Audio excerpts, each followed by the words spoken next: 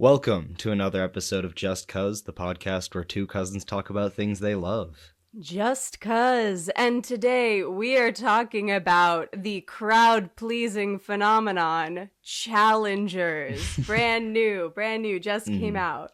We're on the ball this time. Yeah, kind of.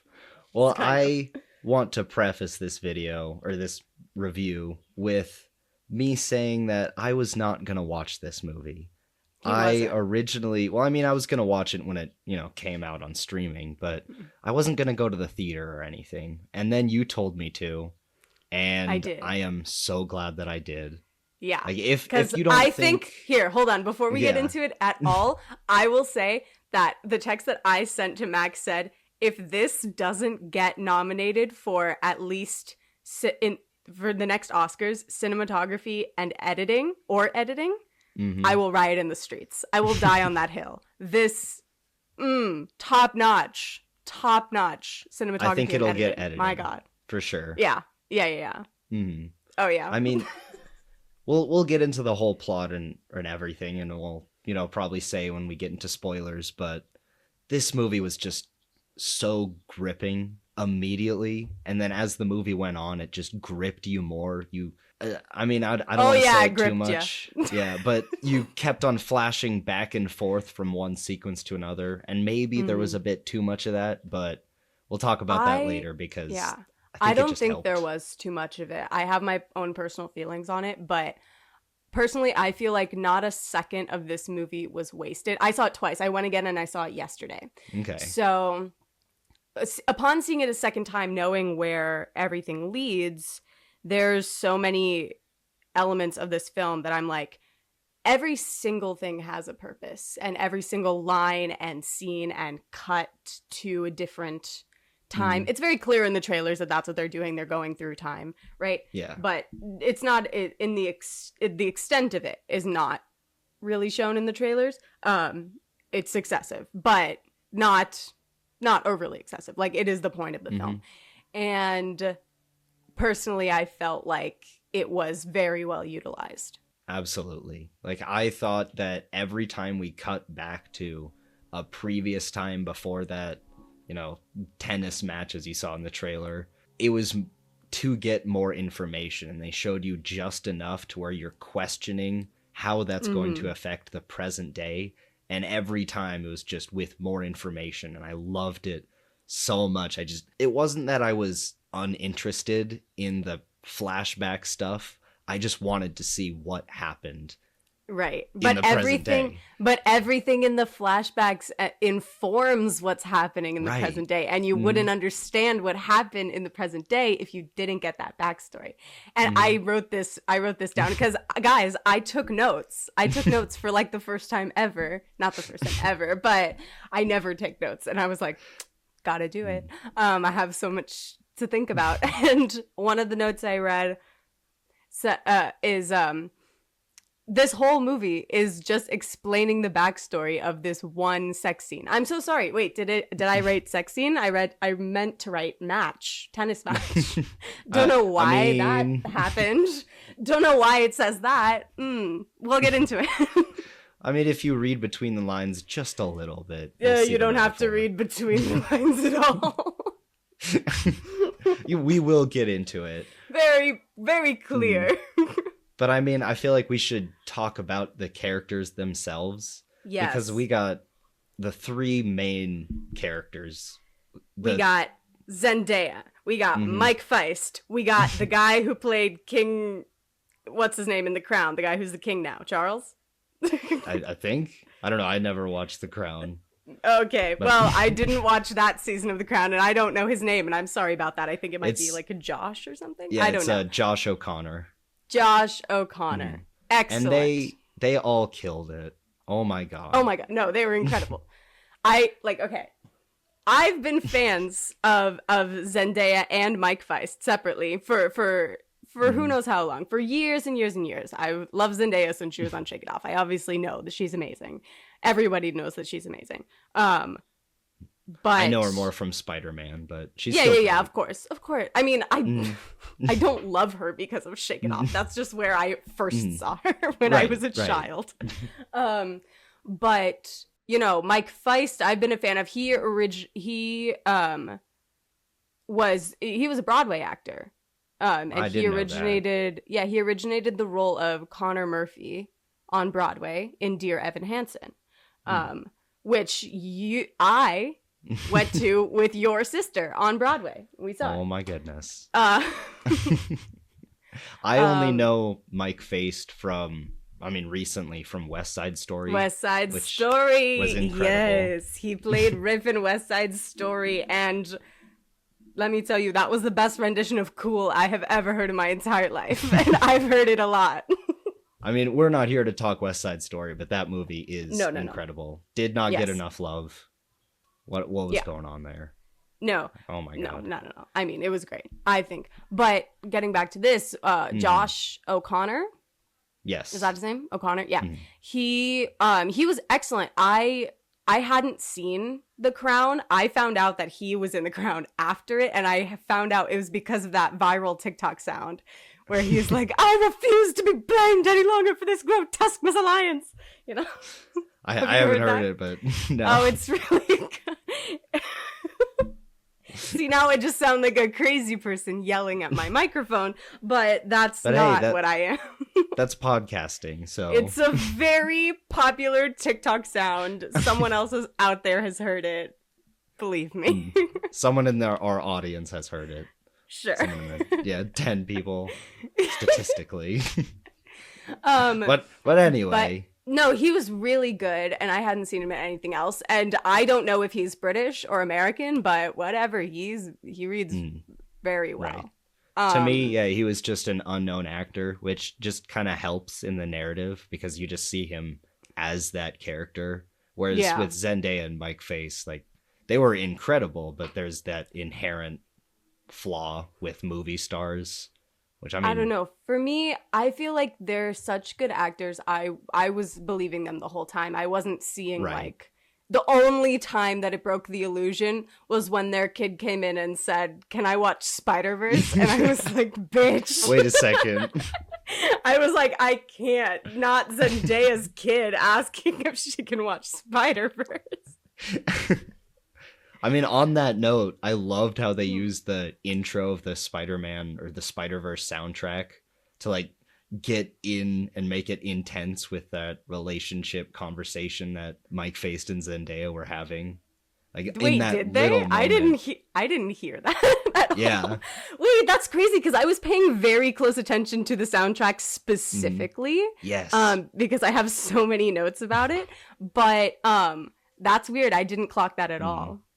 I mean, maybe I don't know this. I probably don't know the Spider-Verse soundtrack as well as you do. I've seen that movie a million times.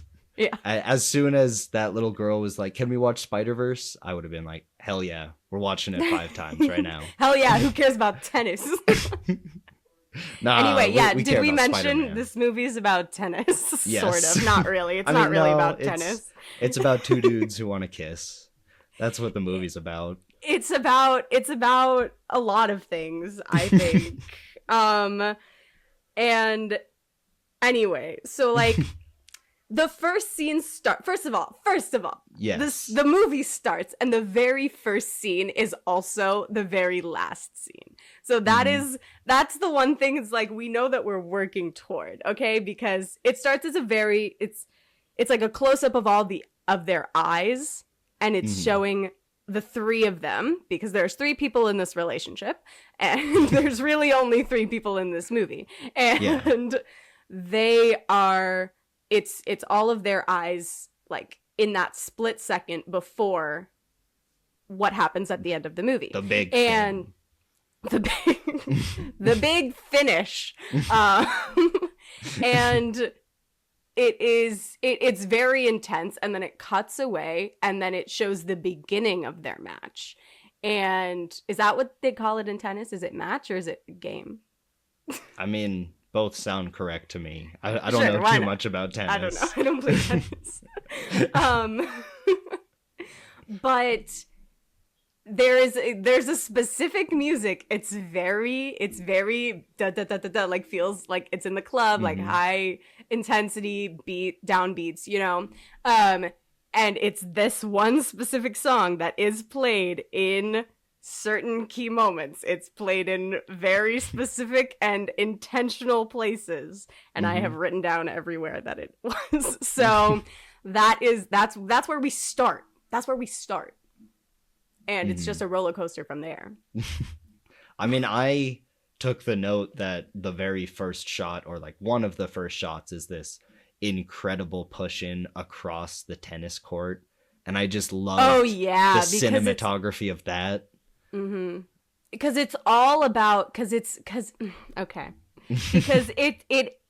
you know what, we're starting to spoil the movie, whatever, who cares, anyone who listens to this knows that's what we do. But you're watching this movie, and it is about the two boys who want to kiss, because they do, but it's not just about them, because it's all about Zendaya's character, Tashi. Because that shot is a push-in to Zendaya. Exactly. It's like, oh, the court's here, but this is not a sports movie. This is not what this movie is about. It's a push-in to her, and she's watching both of them.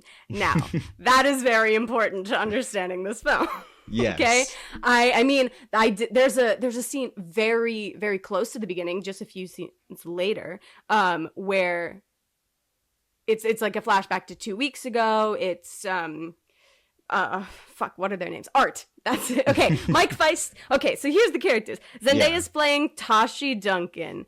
Mike Feist is playing Art Donaldson, and Josh O'Connor. Got it. I got there. Josh O'Connor is playing Patrick Zweig. I have no idea. I didn't know any of the characters' names. I think it's Zweig.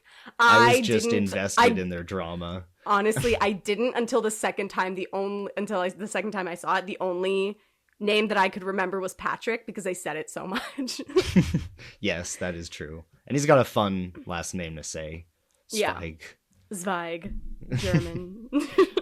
But anyway, so there's a scene near the beginning where it's 2 weeks ago. Art and Tashi are married, and Tashi is Art's coach also. So there's that dynamic going on before we know anything about these people. And he's about to go play a tennis match. That, spoiler alert, he loses. You find out like 20 seconds later. But it's this awesome camera shot, and there's so many of these in this film, but it's this long one shot where they start in this, like, I don't know what to call it in sports. In theater, we call it a green room, where you sit while you're waiting to go on stage. But, like, I don't know, it's white. It's not green. So it's the sports, the tennis white room version of a dugout. Yeah, whatever that is. The tennis green room. And guys, maybe we shouldn't be talking about this movie. We don't know anything about sports. This movie's not about tennis. Yeah, that's true. It's not. We're film people. We can do it. We can do this. Okay, so the white tennis green room has Art and Tashi in it, and then there's the camera right outside the door, and then Art leaves, and he goes like, I'm doing it with my hands even though no one can see me, but like he walks right past the camera, except the camera follows and pans to him, staying in focus on him the whole time, and turns with him, and then so it starts you seeing his face, and then it ends you seeing the back of his head. But then, and he's in full focus, but then Tashi comes out from behind him and stands in front of him, and the focus immediately goes to her. And it goes in slow motion, and they drag it out. And I was like, okay, from the very beginning, I was like, we know who this film is really about. Yes. Is it the two boys making eyes at each other and playing a sweaty game of tennis? No, it's about Tashi. Okay, now I understand. Honestly, my interpretation of the movie was more so that Tashi was there just to get in between, but also support the two dudes' relationship. Am I wrong there? I wouldn't say wrong. Art is subjective, but what I feel like from this movie was that the relationship. Okay, I wrote a note. Let me find it. Okay. I wrote a note about this exact thing, Damn, I have too many notes. I should have organized this. Oh yeah, okay. So the relationship, it's foreshadowed. Okay, so in the trailers, there's the three-way sex scene, right? Yeah. Right. It's teased like, oh, they're gonna have a three-way in this film. They do not. I will say, This is the sexiest movie I've ever seen in a theater full of people, and there's no fucking sex scene in it at all. There's no sex in this film at all. There's at least unless 3 or 4 times where the characters try to have sex, but no. They don't. No, it's just kissing. There's lots of kissing scenes, but no sex, okay? Unless you count tennis, which I do in this context, then it's full of sex. But well, I mean, tennis is a game of love, so yeah, that's literally in their vernacular. It's part of tennis, love. Anyway, so what I wrote down while I was watching the movie was the 3 of them have a relationship where the boys are the active participants and Tashi is the voyeur. She's watching. She is watching and influencing, but she's not taking part. And that is what was foreshadowed in the quote-unquote threesome scene when they didn't actually have a threesome. They just kissed a little bit. And then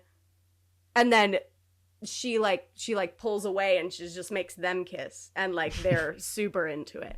And I was like, okay. And then because the thing about it is that it's perfectly mirroring the scene in the beginning where it's the 2 of them playing tennis, engaged in this activity, and she's sitting there watching. It's the exact same, like, right. It's even the same shot composition. Exactly, that's what I was gonna say. It's the same composition, like it's the same place on the screen, it's the same direction. Like that was very much intentional. And so that's why I read the film that way, that it's a relationship between the 3 of them. Because whenever it's any 2 of them, it doesn't really work. Whether it's the 2 guys or each of the guys with her, it's no one's ever very satisfied. I feel like we will talk about the future of their relationship after the movie ends, because I have a lot of questions about that. Yes, okay, you ask your questions. Yeah, let's just get into it, because in my eyes... Let's go through the movie first, and then let's talk about that. Because I think some stuff might be answered along the way. Most certainly. My cat just saw cat butt in the camera. My cat just walked right in front of the camera and just showed her pink. Just stretched it. Anyway. All right. So let's get into this. Yeah. So the plot of the movie is basically Tashi and Art are married, and Tashi is Art's coach. Art's not doing so well, and he doesn't want to really play tennis anymore. That's very clear. But she wants him to, even though she says, you don't have to do what I want. He does. So he's like, I'm going to keep playing tennis. And he's like, she's so just I'm going to keep playing tennis. Yeah.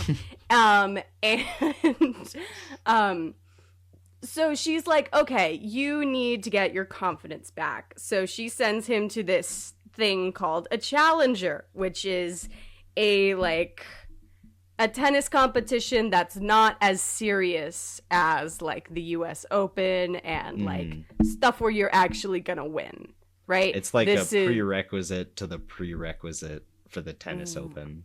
Right. And since Art Donaldson is so high ranked already, he doesn't need to be there. But he's going there for the practice, right? And who else is there? Oh, it's Patrick Zweig, obviously. And he is portrayed at the beginning. He's down on his luck. He's poor. He can't afford a hotel room. He has to sleep in his car. He is a loser. I don't know. I mean, one of my first notes about him was, honestly, I feel like a real poor person would not take the sandwich because he was, slept in his car. There was a lady who had a sandwich. He was staring at it. She offered him her sandwich. And spoiler alert, it's revealed very soon after that Patrick is not actually poor. He's just I don't know, playing a part. Yeah, he likes to think that he is, I guess. He likes to believe in this version of himself where he's down on his luck and the underdog and underbeaten or whatever, right? He's not actually poor. And my first thought, like, before I even knew that, I was like, that's weird. I wouldn't take a sandwich from someone who just offered me one because I was hungry. I would be like, no, that's okay. But that's just me. Especially since that shows how much of not a nice guy he is, and none of the three characters in this movie are nice or kind in any way. They're very self-serving and vindictive. Who cares? Do they need to be? Do they need to be? I don't need them to be kind. I need them to be interesting, and they definitely are that.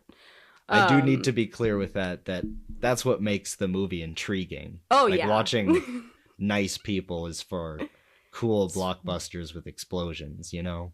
It's boring. It pleases all audiences, and I don't care for it. That's why we're here watching Challengers. Exactly. It really is just surface level how Patrick frames himself, you know? Right. The movie's like, see, if you were just watching this chronologically, this is what you would think. But we're not doing that, are we? We're swishing all around. We're here to mess around with the timeline. Yeah. And even And then he's like, "Can I get an advance on my money so I can get a hotel room on the prize money?" And this lady's like, we can't do that because we don't know what the outcome will be, but you could always just lose today and you'll get $400. And I was like, yeah, lose today. That he's still deciding. He hasn't decided yet. Because of something that happens later, but also earlier. So it's confusing. That is a massive foreshadow in it. I didn't even notice that.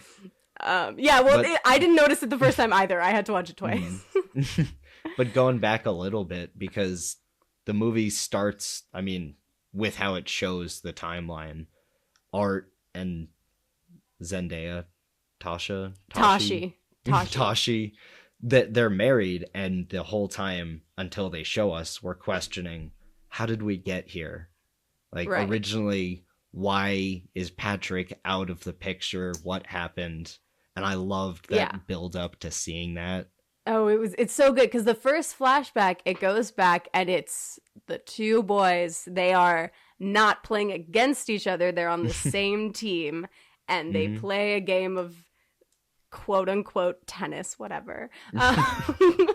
And just know every time I say tennis, I'm using air quotes, okay? Just keep that in your mind.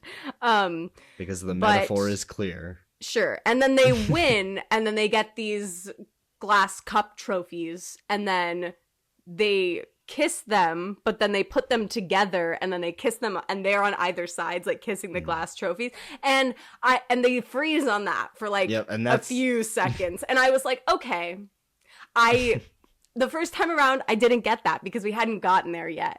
And I didn't understand what this movie was building towards. But upon a second watch, I was like, this is clear. This is very, very intentional. This is spelling this out for the idiots the normal people in the audience who don't think about movies as much as I do. Well, just everyone who's not up to speed. Right.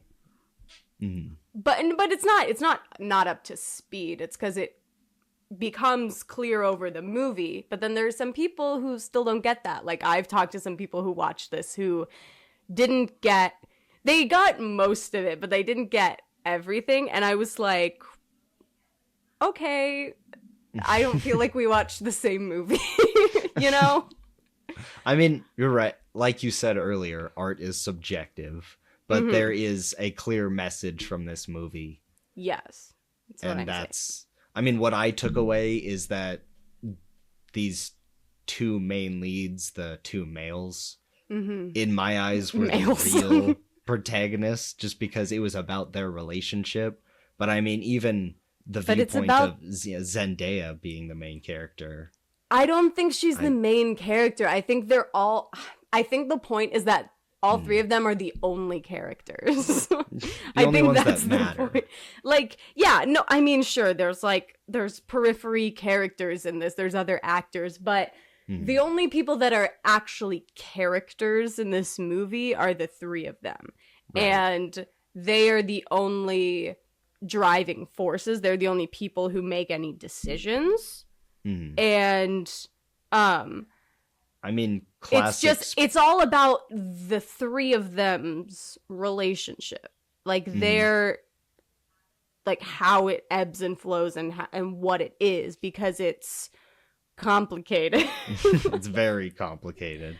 But I mean, classic sports movie, the Art and Tashi have a daughter, and she's in this movie, but she is barely a driving force in it. She's maybe in it for 5 minutes, which it never bothered me, just because everything else was so interesting. I never had the chance to think about like, oh wait, the daughter's not in the movie. Because again, she's not important when it comes to this triangle of people. Right. She don't matter, but I mean, like, she's in there because, like, you don't know, like, could she be important? She could, but also it doesn't matter. Like, we'll get to it. Anyway, let's barrel through, because this is gonna take a while. So Patrick and Art, they win a tournament and they do a little kissy with their trophies, and then this is actually important, which I didn't get the first time. Art asks Patrick to let him win their next match.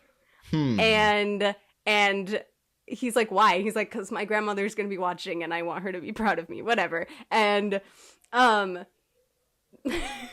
like she's with all her friends, that's whatever. Very telling. And then they go, whatever, we're just gonna leave that there. And then they go and watch Tashi play for the first time. This is the first time they're seeing her in person. And okay, like, I mean, it's hard to describe without having seen the movie. Everyone go watch this movie, but it's like there is my exact phrase when I first saw this the first time. I looked over to my friend and I said, Jesus, these boys are gonna come in their jeans. Calm down. I mean, during the moment or the whole scene where they're watching that tennis match, I think it's Patrick, he grabs Art's leg, like they touch each other, and I was like, guys, okay, come on. I see what we're doing here. Sorry, I'm just like playing with things, making noise. Anyway, so you know, I mean, tennis as a metaphor for sex, whatever. Yes. Nobody said that. Who? What? No, it's very clear. It's very obvious. And then they mention this in a few scenes after it, but Tashi hits the winning ball match thing in tennis thing, whatever. Final point, and she wins, and she screams, "Come on!" We've seen it in the trailers. We know what we're talking about. And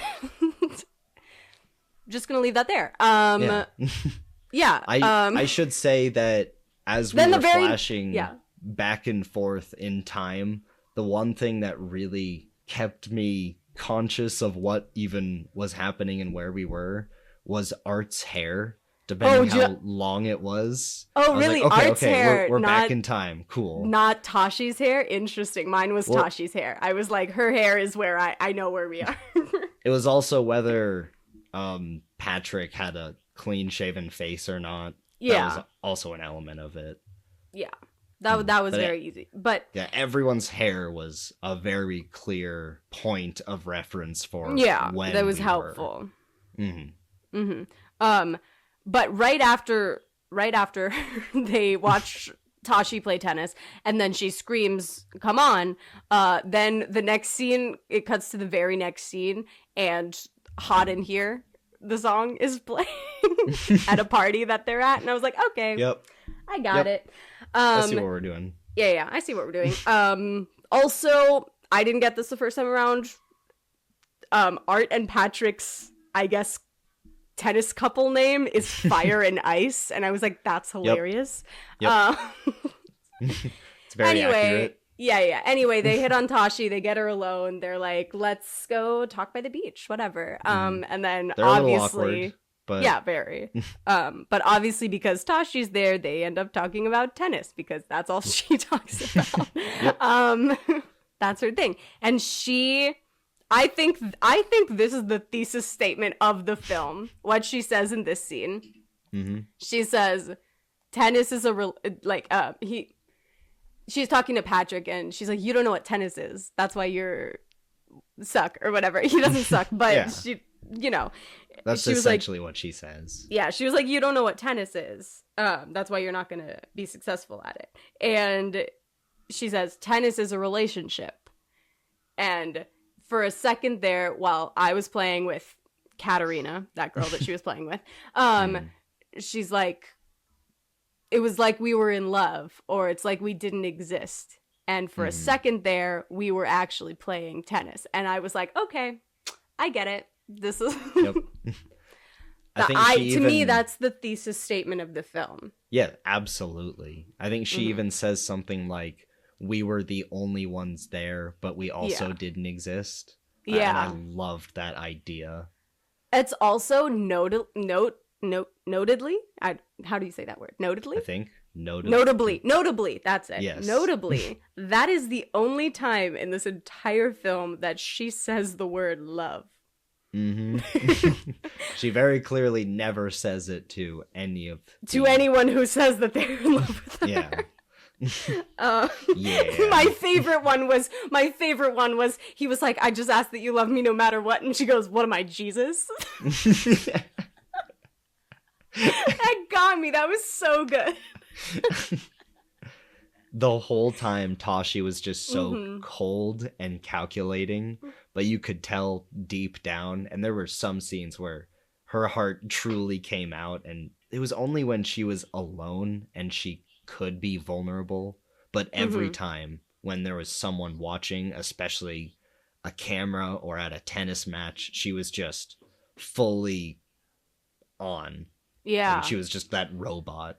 And I had a thing somewhere. It's a little later on, but she leaves like after they have their little thing in the hotel room. They cut back to the modern day with the tennis match, and she leaves, and we never figure out why she leaves, where she goes. And I was just like, why did she leave? It was because she knows that this right now, what they're doing is not really tennis, because the relationship is tainted because of things that will happen later or happened previously to that scene.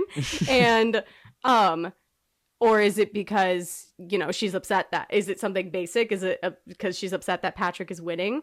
But I was like, I don't know. I never figured out why she left and came back in that scene. Or maybe she just had to pee. I don't know. But I mean, why else would they put it in the movie? Yeah. It had to mean I didn't something. get that.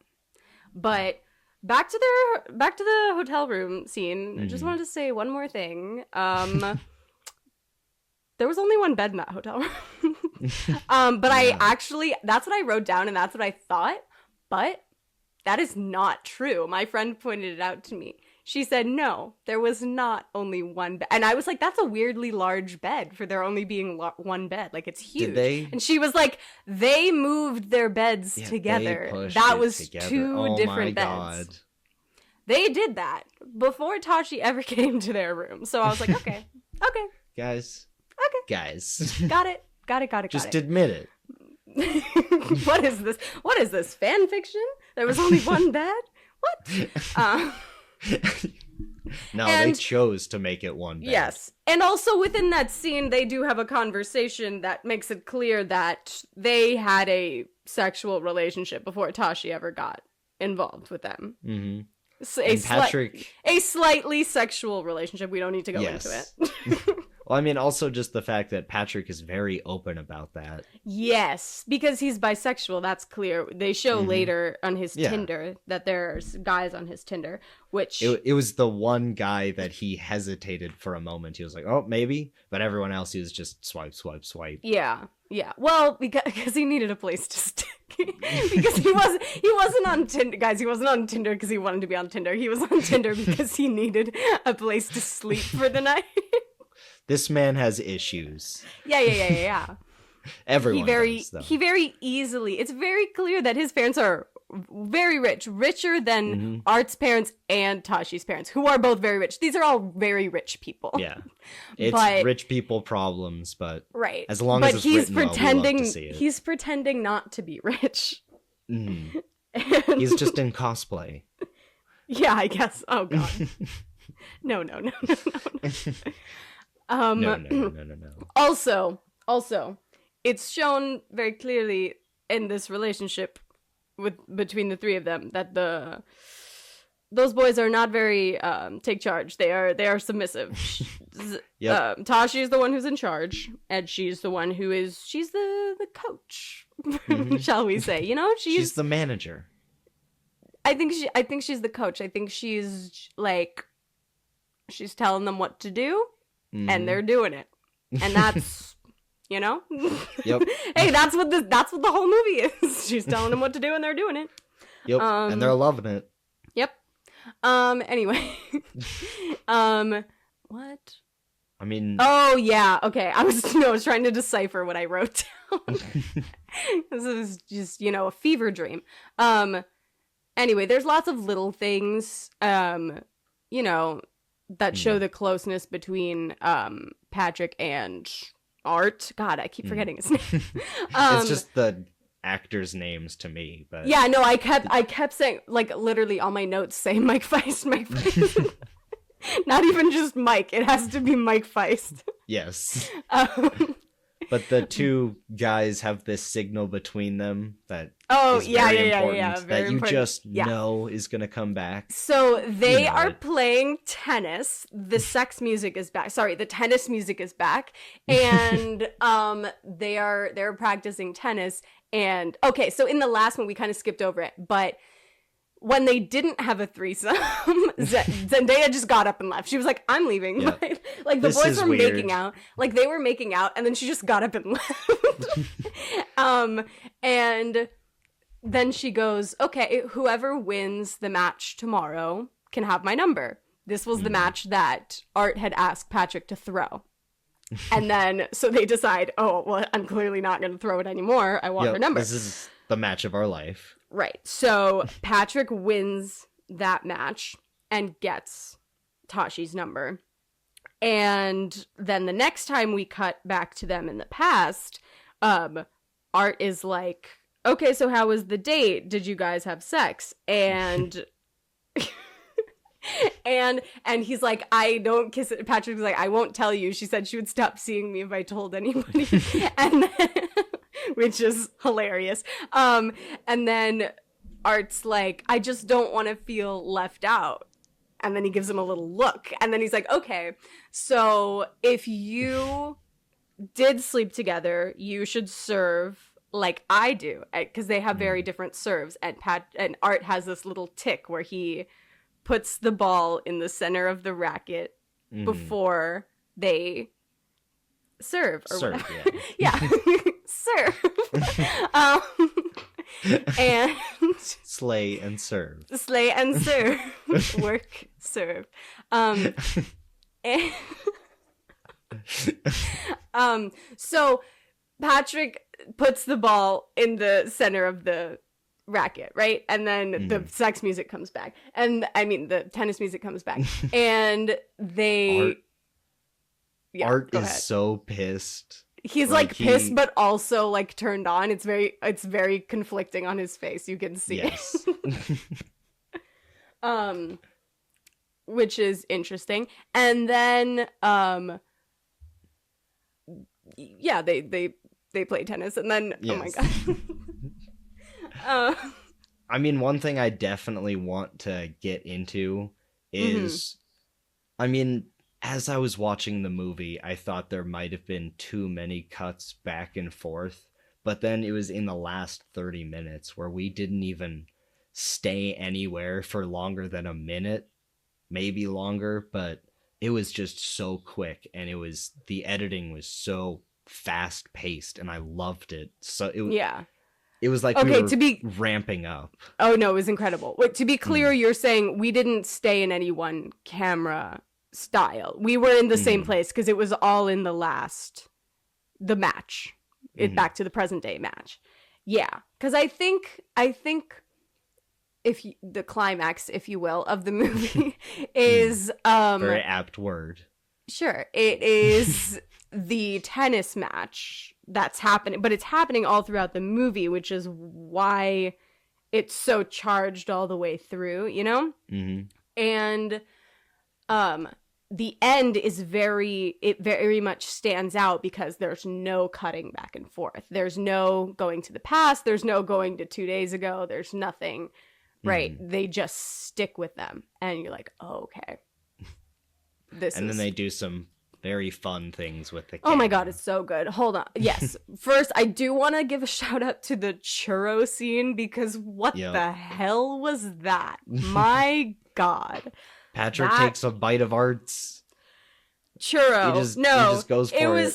It was more than that. It was from the very beginning of this scene. They were just like they shoved their chairs like right next to each other with their feet. I was like, what's happening right now? Where I wrote that's where I wrote the line. It's actually crazy. This is the sexiest movie I've ever seen in a theater, and there are no sex scenes in it. That's when I wrote that line.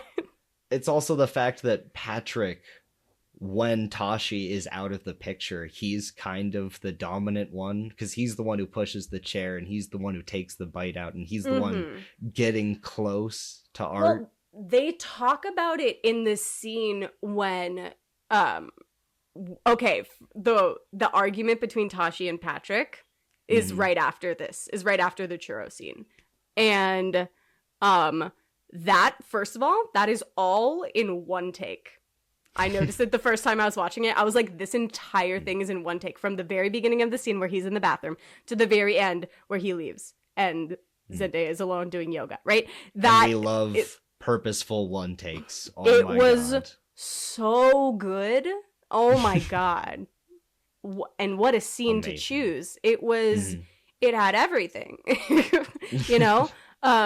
First it's they're like being intimate a little bit, but they're only being intimate and they're talking about Art the whole time. Like, and I was like, okay, that's crazy. And then as soon as they stop and they start arguing and the tennis music comes back, and is playing throughout their entire argument, which is also foreshadowing, for later. And that is, you know, it's perfect. It's so, I don't even know words to describe it. You know how like words aren't always able to describe what feelings are because watch it. Movies make you feel things, right? It's like it's so like it heightens your emotions the whole time, and you're like, what is happening? Why is this music playing? I can barely hear what they're saying, but I also can very much hear what they're saying. Yes. And it also doesn't really matter. There was one scene like that, which reminded me of like Tenet, where the music was just too loud. Yeah, like you said, it was about the feeling. It's on purpose, yeah, because they're doing that to be like, this is what you should be feeling at this moment. And it works, you know? Yep.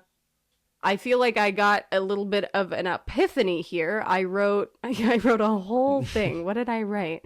Oh, right, because they're arguing, and Patrick says, he says maybe this kind of relationship isn't what you like. They're arguing. They're being, you know, vicious, right? And he's like, maybe this isn't what you want. Maybe you want someone who will be the president of your fan club, like Art. Not and then she gets up and she's like, you're not a member of my fan club, and he's like, I'm your peer. And I was like, he's like, I'm not your student, I'm not your fan. And I was like, okay, but that's what she wants. Like, it's very clear she wants you to be her fan.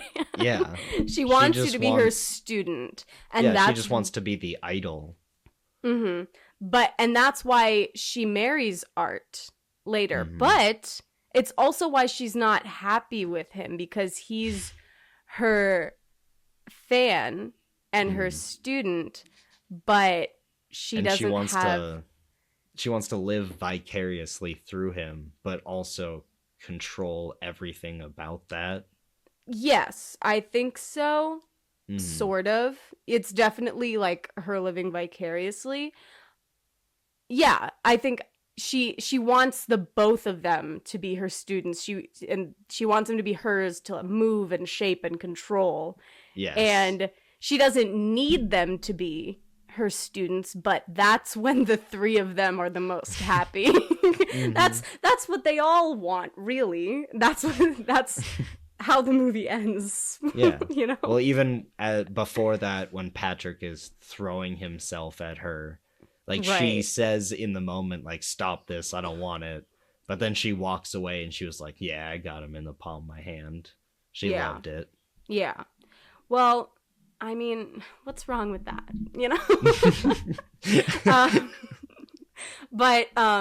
So this was interesting to me after, so Tashi breaks her leg, right? Mm-hmm. We all know it's in the trailer. Her career is ruined. Her career is ruined. That's why she becomes their coach. Spoiler. She has to live vicariously because she fucks up her leg. Because she played a game after she got into a fight with Patrick, and her head wasn't in it. She was very angry. Mm-hmm. And then she looked up to the stands, and Patrick wasn't there. Only Art was there. And so it was like, ooh. So she broke her leg. Yeah. And there is a scene shortly after where tries to play tennis with Art and she can't win, and so she hobbles over to this tree and she sits down. And the first time I watched it, my friend was like, I thought that the music was strange in this place. I thought that it didn't match what was going on. It was too much. And the music is very churchy. It sounds like a hymn in that moment. And my first thought was, oh, she's, tennis was her religion. And now she's giving up. This is the scene where she's giving up because she can't play anymore. And she's just contemplating to find something else. Yeah, what do you do now? I thought a big part of this movie, besides the throuple relationship, was just the idea of finding something that you're really good at, and even if, you can't do that anymore, finding a way to maintain that, even if it's unhealthy for you. Like, I really like that idea. I think, I mean, because it's all she ever wanted. And she said at first that when she was a kid, she was going to go to Stanford because she didn't want her only skill in life to be hitting a ball with a racket. And then later on, she says to Art, my only skill in life is hitting a ball with a racket. I mean, that's all. I was like, but you're really good at it. Yeah. No matter how good they are, that's the one skill they focused on, but also the one skill they have. Yeah.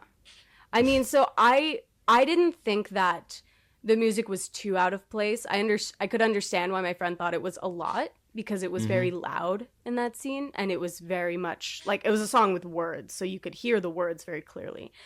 And it was like about like a well or a washerwoman or something. But it made sense to me. But then later it made even more sense to me. We'll get there. Okay. Yeah. She's giving up her dream. What did I write? Oh, okay. I wrote just this trying to decipher your notes. Yeah, I wrote, this scene fucking kills me, and I didn't know what I was referring to, but I got it. It was the sauna scene. It was when they're in the sauna after. That's another scene where Patrick is just very open. He's letting it all hang out. Yeah. There's lots of dongs in this movie. No, you don't see his dong.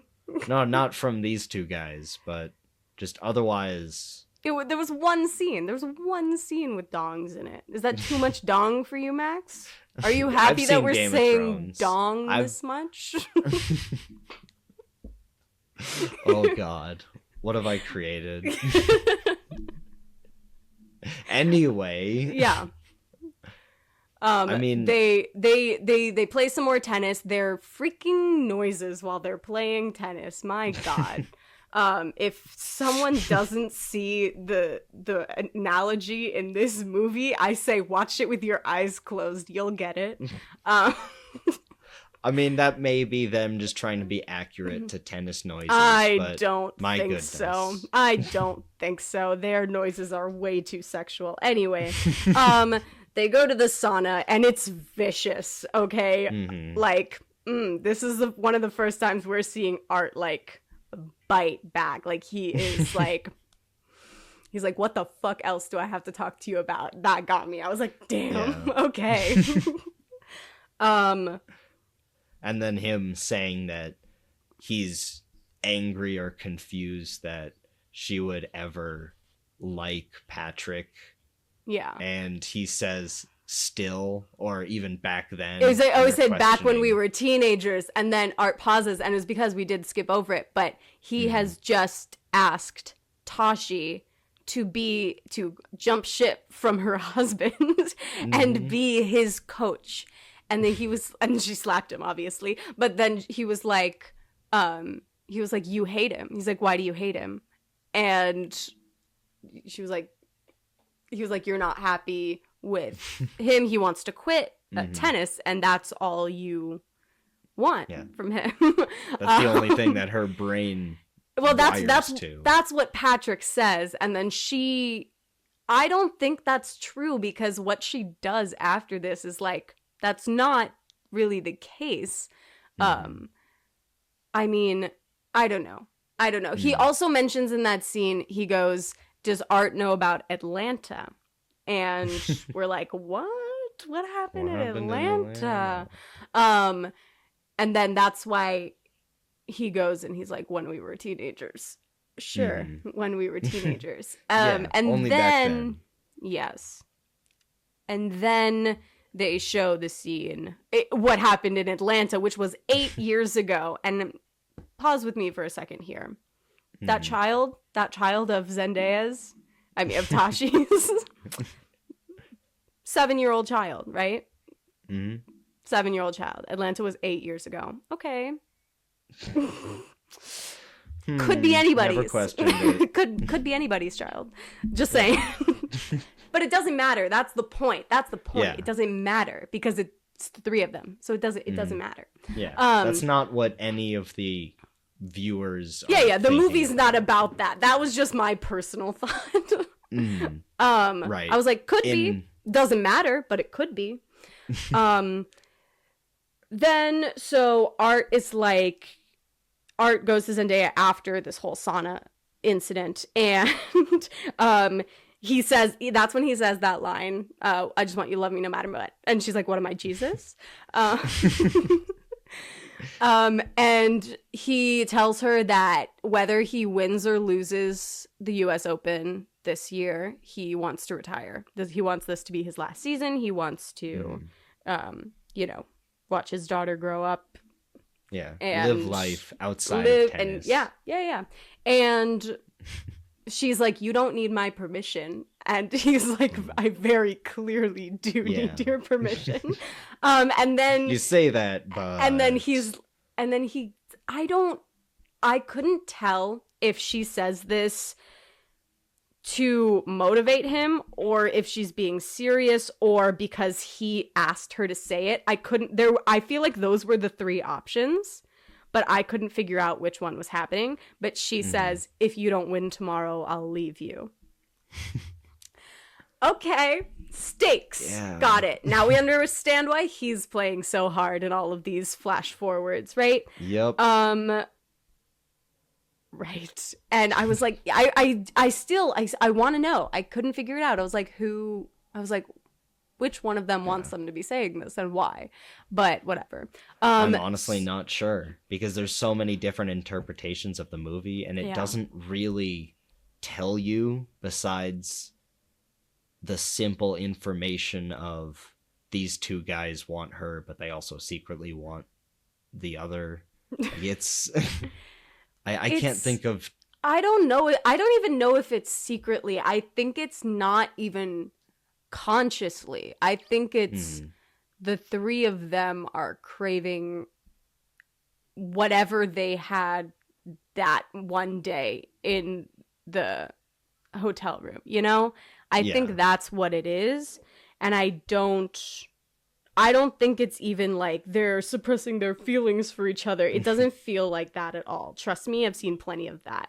It is it feels much more like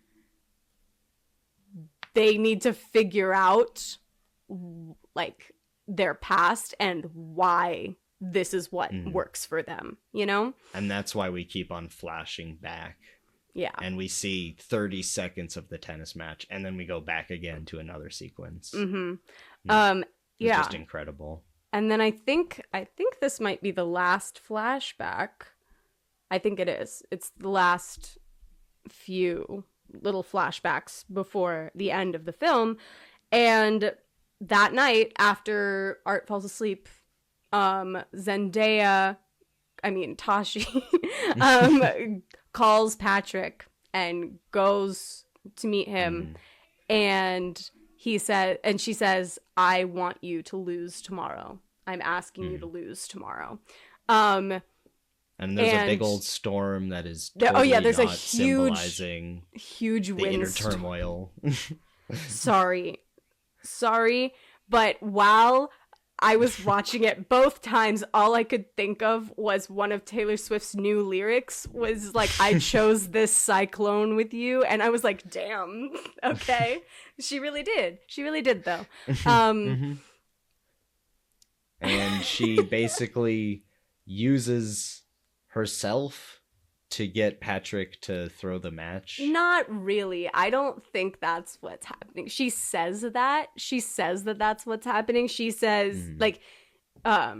she's like, "I didn't come here to fuck you, Patrick." And then he's like, "Oh, but you did. You just won't admit it." And then she's like, "If it's the only way for you to throw the match, then sure." And I don't think that that's what was happening because she said that, you know? And they had this huge argument, and the music comes back. My favorite beat, comes back. Love beat. I mean, tennis. Yes, the tennis, right? There's definitely tennis in this scene, right? Yes. This scene is all about tennis. Anyway, so they argue, and then she gets out of the car, and she very purposely walks in the opposite direction of where her hotel is. And then he goes, "Hey, your hotel is that way." And then she dramatically turns around and walks up to him and spits in his face. And excellent. Incredible cinema. But then was one of my favorite seconds of the movie. It was they do these back-to-back, close-ups of the two of them, and they cut down the frame rate so much, and it just looks freaking magical. It, like, with the wind and the storm, it just, like, there are these perfect little shots of them, and I was like, this is cinema. With a capital C. Cinema. Cinema. It's the photo of Martin Scorsese just with his hands up. Cinema. Yes, exactly. I was like, excellent work. And then they have sex, but the tennis music does not play. It is what plays is a song that is very similar. It's very reminiscent of the washerwoman music from the scene at the tree when she was giving up. Right. And I was like, I'm cooking. I've got it. I had this whole idea, okay. Right? I wrote the music when they are fighting in the car is the tennis/sex music, but the music that plays when she actually sleeps with Patrick is reminiscent of the music from the scene at the tree when she gave up. Yep. In this scene, she gave up pretending she feels nothing for Patrick. I wrote that in the dark in the movie theater. Or maybe even she's just giving up on what she wants art to be or what she wants her life to be. I don't think that's it, because after they have sex, she still says, you have to make it look like he wins. Mm-hmm. And then Patrick says, is that what you want? And then she says, what else could I want? Mm-hmm. And then right there, it's that look. She wants both of them, obviously, which is correct. And it is indeed what happens. At least in my interpretation. Even in my eyes, maybe she's doing, or as I was watching the movie, I was thinking maybe she's doing this for the good of her child to have a normal life. But no, she doesn't care about her kid. What? She does not care. This child does not come into any consideration. I'm sure she's a good mother and she loves her child, but this movie is not about the child at all. Nope. I didn't think about her once when analyzing this film. There were many thoughts that I had as I was watching this movie.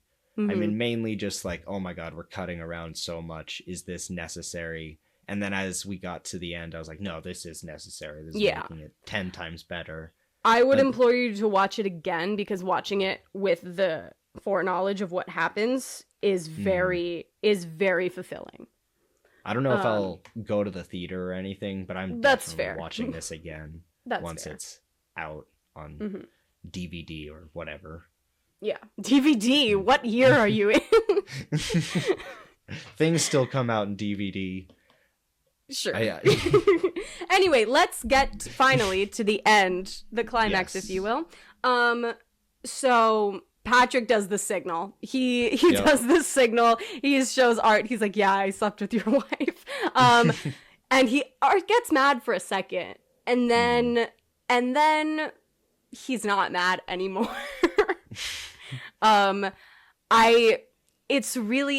It does a disservice to the film for us here to explain it. I think you just gotta go watch it, but it's, it takes a second, but then it's all smiles and heated glances, and there's a lot of tennis going on, there's tennis from the bottom, tennis from the top, tennis from both sides, And tennis, of course, being code for what. I didn't say that. You don't have to say that. I didn't say it. I said tennis. There's lots of tennis happening. And the camera angles is what I was referring to. Why? What did you think I meant? And there's a lot of camera angles on it. It goes underneath the court, and I loved that. It was really cool. There was a clear court, and like, it was showing like their feet, and the ball. It was so great. And then in 1 minute, the camera was the ball going back and forth between them, and then the camera was each of them, so you saw their POVs, which was really cool. It was just great. Was this all? I mean, I'm assuming we're talking about the last volley that they had, and that. Oh my God, it was incredible. So like, good. it was just, and the way that it ended with Art winning, but also both of them essentially winning by getting their Art relationship win? back. Did Art win though? Yeah, he hit the ball into. I think. I feel like he didn't hit the ball, because I thought he did. I feel like at the end, it comes back to that very opening shot, but now we can see their full bodies, and we also see all the context that we didn't have going in, because now we know. Yes. See, it all comes full circle. I love it. I love film. Anyway, so now we see everything as it really is, and we see Art jumping. They're playing tennis. They get so close to each other, right? They start out really far away. Oh my God, it's like a metaphor for the movie. They start out really far away, and then they get closer and closer and closer, and then they end up on top of each other. And so Art jumps up, and I don't know if he hits the ball or not, but he lands in Patrick's arms is what does happen. Yes, the way that I saw it, Art was just purely focused on, I'm going to hit the ball, I'm going to win, or I'm going to, continue this relationship or lovemaking session that we're having. But interesting. That's not what I got at all. And Patrick was just purely focused on, he's about to fall, I need to catch him. That's the way that I saw it. That's not what I got at all. What did you get? Well, because they were staring at each other the whole time. Art's eyes were not on the ball, they were on Patrick. That was very clear from the close-up of their eyes. So, and he wasn't like, I don't know. It just, when they connected, it didn't feel like he also hit the ball. He like dropped his racket. And so I don't even know if anybody won. And I feel like that's the point. Yeah. Because they end up in the middle. Again. Yeah. Yeah, like you said, they end up in the middle, and Zendaya in each other's arms screams, and come on, oh my god, just the entire and then that's the full end. circleness, and it just cuts to black. Director credit. Perfect film. Perfect film. Okay. And if you want to talk about what you think happens after this, go ahead. I have a thought, but also it doesn't matter because the point was the point was their relationship of the three of them through tennis, you know? That's like the point to me, at least. But what do you think? No, honestly, we don't even have to talk about what happens because you're right. Like, it's in my eyes, they reconciled. Maybe they have a throuple. Maybe they're just two dudes having a relationship. I mean, it doesn't matter. Like you said, it's just about that emotional climax of that one endpoint, and then we're done. We're just left with that feeling. Yeah, I think that's the end. And even though Tashi is not playing tennis, she is very much a part of it. And so that's why I feel like there's no situation where Art and Tashi just keep having their marriage as it was, or Art and Patrick go off together. I feel like neither of those is possible in their situation because it doesn't work without all three of them. Yeah, it needs to be a throuple for them to be together. And I don't know, maybe they did that, maybe they didn't. Maybe this tennis match opened their eyes.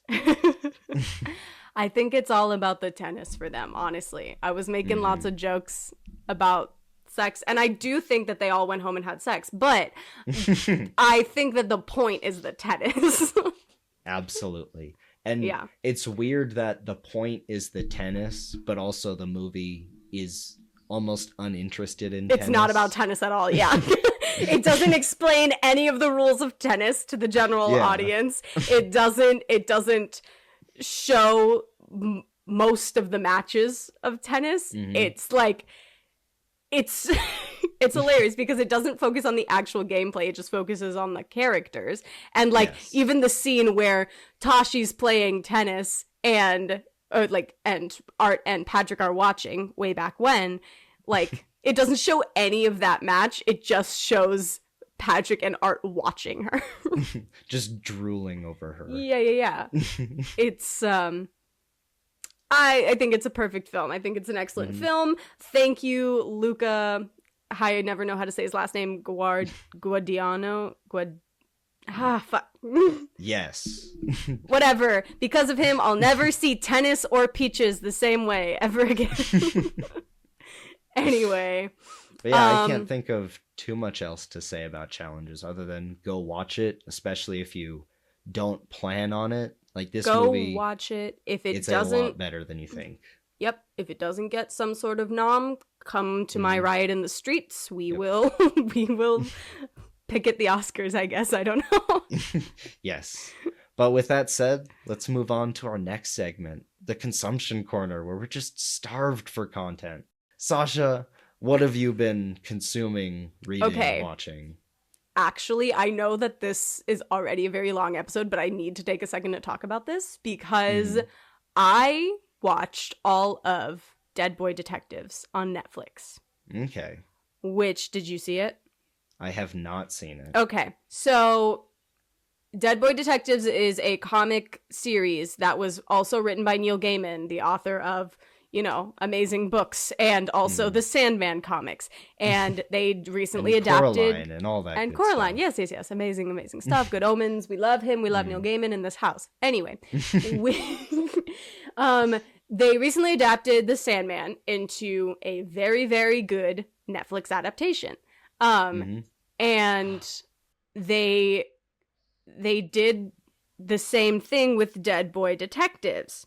And I just want to say this. I really wanted to say this to you before you saw it at all, because I have such thoughts. I have seen many things in my life.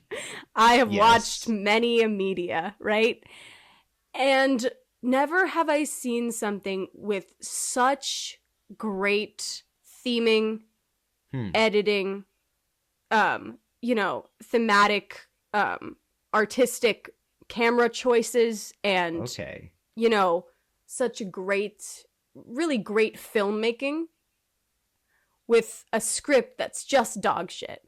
I mean, it is just no, because I really enjoyed watching it. That's the crazy part. I really liked it, and I was entertained the whole time, except for at the end, which there's something I didn't like. But I was like, you had it right there, and you just fumbled that ball. Whatever. But well, I also remember the script. Like I could tell from the very first line, the very first scene, very first second of watching the show, I was like, whoa, the cinematography is great. And then they started talking, and I was like, whoa, off to a bad start. And then it didn't get any better. And I was like, oh, it's like a baby's first screenplay. Like, what's happening here? It's like the dialogue is all overwritten, too expository. It is completely like there's no cause to effect. There's no the characters obviously have motivations, but those are taken right from the comics. Obviously, sure, it's an adaptation, but the characters say their motivations every 5 seconds, and it's just so badly written. But it's crazy because I still liked it, and I still liked the characters and enjoyed watching it, except for one specific aspect of it. But I was like, I'm baffled by this show.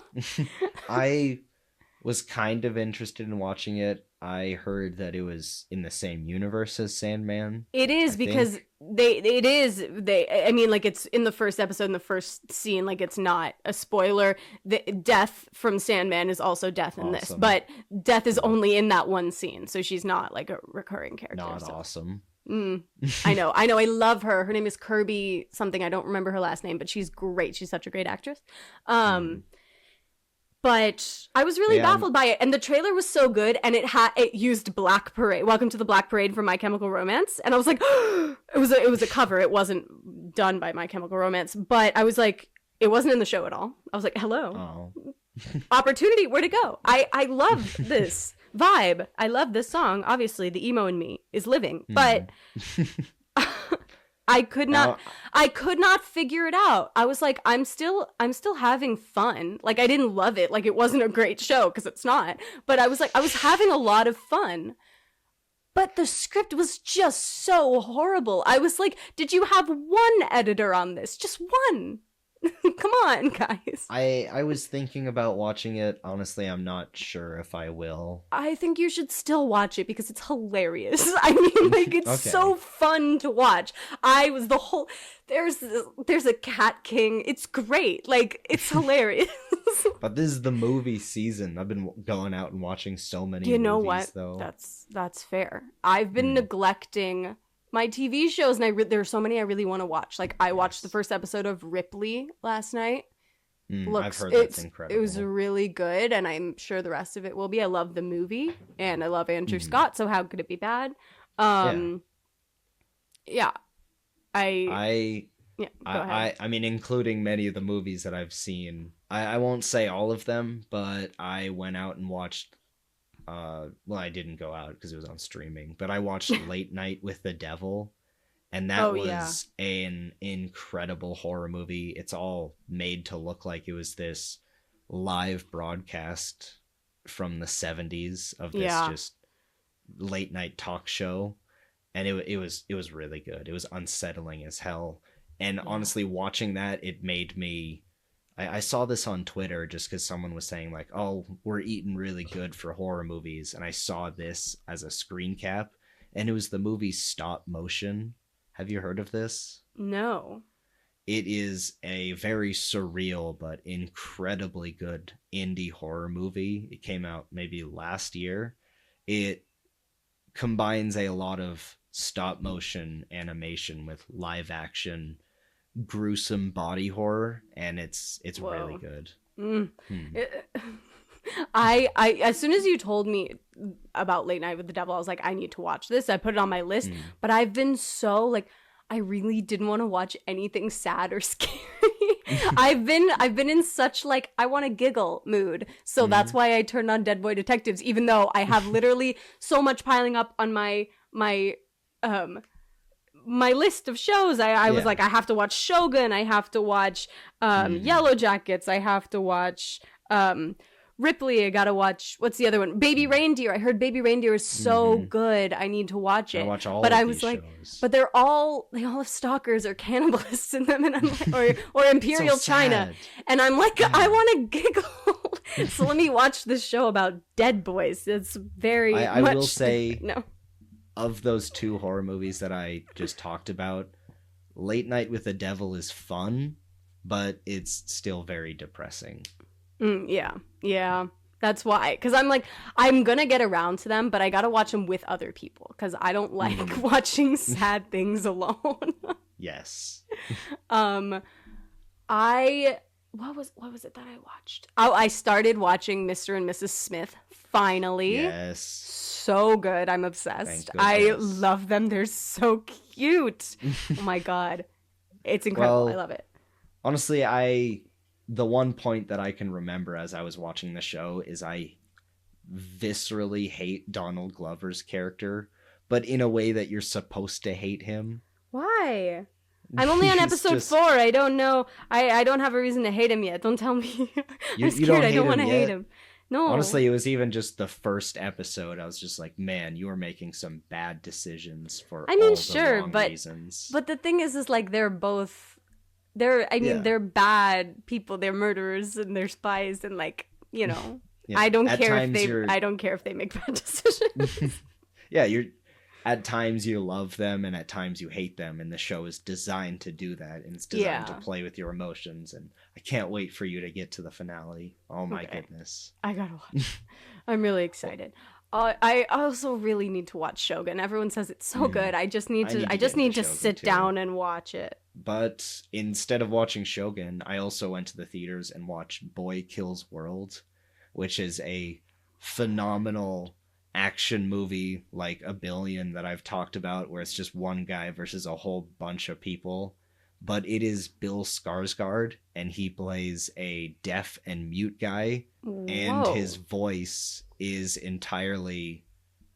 Well, he's voiced by H. John Benjamin, who's, if you don't know him, he's the voice of Archer or Bob from Bob's Burgers. So he's just has this internal monologue of Bob, and it's incredible. It's really funny. Fun. I haven't even heard of that movie. That's crazy. Huh. It kind of went under the radar, but yeah, definitely watch it if you're just looking for a fun time, because it is so much fun. There are many moments where I was just laughing out loud. Yeah, that's strange. I got to look that up. It sounds good. I mean, what else have I been doing? I've been reading a new book. It's called Belladonna. It's about, I don't know, I'm very early in it, but it's about a girl who can't die, basically. Okay. And yeah, it's good. I also finally started the 100 Years War in Palestine, which is very good so far. I've been listening to that on audiobook. Awesome. Very good. I need to get into that. Yeah, it's necessary, honestly. Mm-hmm. Well, I mean, I have also been reading a bit, but it's all just comics, because when I tend to read, it's just for nothing's changed. Yeah, exactly. Like I should get into the 100-Year War with Palestine, but I just want to read about the Fantastic Four. That's fair. That's why I'm doing lately. That's why I'm listening to it on audiobook. Yes. But yeah, I was reading Fantastic Four Life Story, which I was recommended from my dad. I absolutely love Spider-Man Life Story, which is just it's in real time all of Spider-Man's adventures, but if he started out in the 60s and then if he was just aged as if he normally would, so by his actual adventures he's like 50, and it's they do the Kraven's Last Hunt storyline, but he's an old man. Like, that's hilarious. Oh my god. And they do the same thing in Fantastic Four Life Story, and it's not as good, I don't think, but it's a lot of fun. Do they... But that's all I've been reading. Wait, in the Spider-Man one, do they do the storyline where he kills MJ because of his radioactive sperm? No, but they do the Clone Saga in a much better way than the Clone Saga actually was, because that was absolutely terrible. But no, there's no radioactive spider sperm. I think it's hilarious. It's so funny. Such a terrible comic. I know, but it's hilarious. I'll never not quote it if I have the opportunity. Oh, okay. I want to plug this thing that I just learned about like 2 days ago. Myrtle. Okay. Have you heard of Myrtle? I have not heard of Myrtle. It's like Wordle, but with murder. And it's so fun. They have it on the website where you can do like a daily Myrtle, but they also have books where you can solve them. And it's basically like a cross between Clue and Sudoku. Okay. And it's so fun. I've become obsessed with it. I'm like, I gotta solve this murder. I gotta try this out. Yeah, and it's like you get clues and you have suspects and weapons and stuff, and then you have to like plot it on this graph to see like, okay, what information do I have? What do I not have? Who done it, basically. And it's so fun. And it's Myrtle? Myrtle, yeah. Okay. It's my new favorite pastime. I'm gonna sink so many hours into it now that you recommended it to me. Because I got bored of Connections, honestly. I was playing Connections like nobody's business, and then I got bored, and I was like, I need something new. I need Myrtle. And with that, this has been a 3-way podcast.